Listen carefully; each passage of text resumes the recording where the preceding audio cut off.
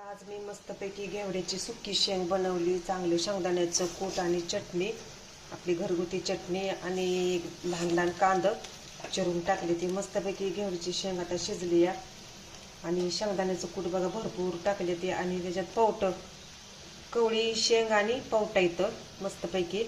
तर खूप छान अशी शिजली या आणि बाहेर पाऊस पण येतो या. मस्तपैकी पावसानं सुरुवात केली आणि शेंग मी अशी पाणी ही काय सुद्धा ओतलेलं नाही, तेलात अशी चांगली भाजून घेतली आणि मस्त तेलातच अशी शिजली या.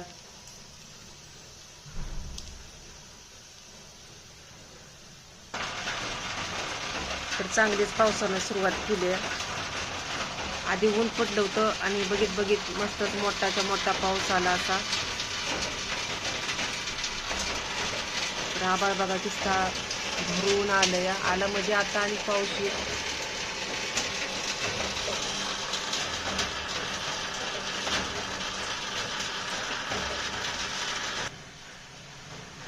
तिथे मस्तपैकी आता आपली कवळी घेवड्याची शेंग शिजली या. पावटा मिक्स आहे त्याच्यामुळे खूप छान आणि टेस्टी लागते. चला तर मग बाय, भेटू असंच पुढच्या व्हिडिओमध्ये.